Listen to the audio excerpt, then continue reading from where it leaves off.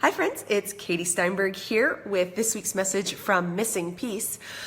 This week we gathered for Kintsugi, which is the ancient Japanese art of correcting, fixing, healing a broken dish with gold leaf so that the final product is more beautiful perhaps than it was before it was broken.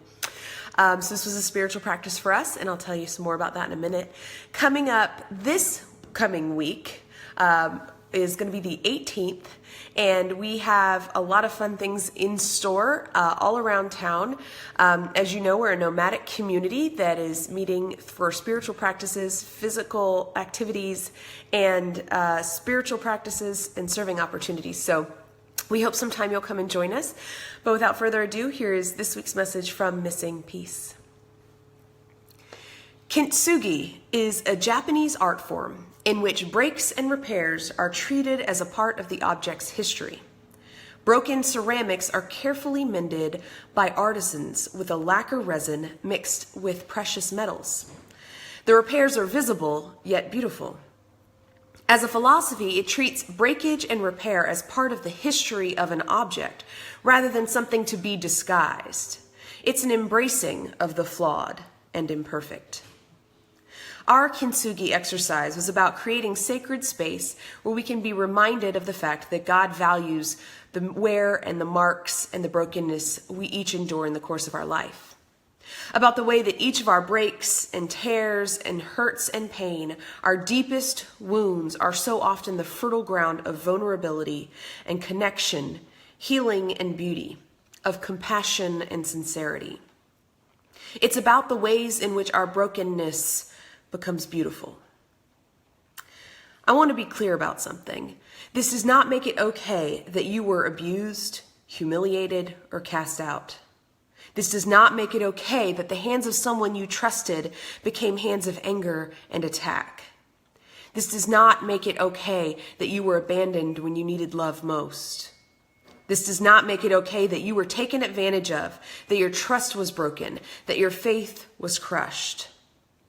Instead, what it means is that despite all that happens that is not okay, that is not fair, that is corrupt and evil and hurtful and despicable in a million ways, we will not be consumed by it.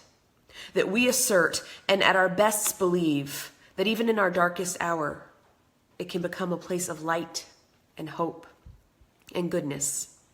That our past pain shows just how strong we are, even when there was no reasonable way we should have been, when no one should have to be.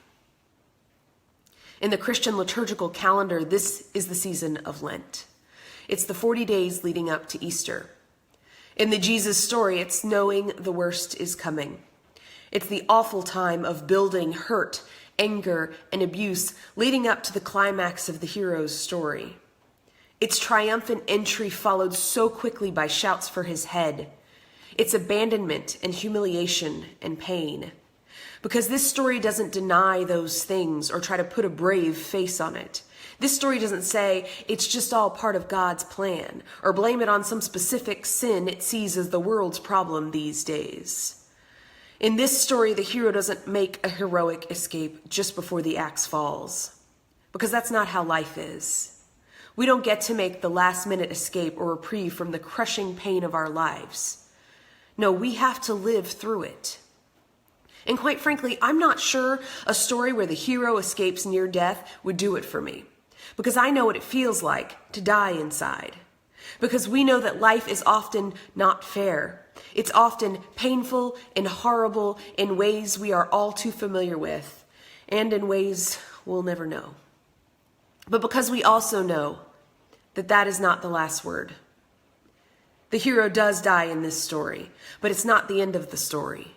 We have 2,000 years of history that tell us it's not the end of the story for this hero, no matter what you believe literally happened in Jerusalem circa 40 AD. There was no doubt a continuation of the story, a resurrection that still has the power to change lives today, that can remind us even in our deepest pain and brokenness that it's not the end of the story. That even the darkest hour can be made light. That a detailed story of abuse, humiliation, abandonment, and death by crucifixion can be transformed into a story of hope. Well, then maybe mine can too.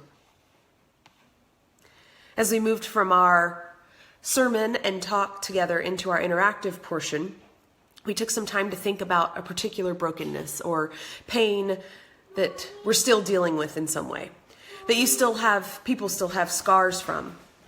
It was probably uncomfortable. Some were even moved to tears, and that's okay. Missing peace is a place where that's safe. Some may feel or did feel the urge to laugh or make conversation. Those are often the defenses to pain, and that's okay too. Missing peace is a place where that's safe. We took out a pen and we wrote some symbol or word on a plate or dish that represents the broken place, even if it doesn't show up or was unrecognizable. The missing piece is a place where that is safe. We then put these different dishes, bowls, vessels into a pillowcase and did one swift drop to the ground, breaking them open. And then we took hot glue, golden colored, and began to piece back together our brokenness. I invited everyone there to imagine just for a moment what it would be like to not feel that pain, to not imagine revenge, to just feel whole again, to forgive even the unforgivable, at least for a moment, even if you know you'll take it back up again. For a moment, I invite you to set down the mighty pain and let it go. Our Kintsugi practice at Missing Peace was a moving experience, I think, for all those involved, and many took home their healed vessels as reminders of the pain of life that we don't dismiss, but instead becomes a part of us and can be this amazing place that light and connection can happen.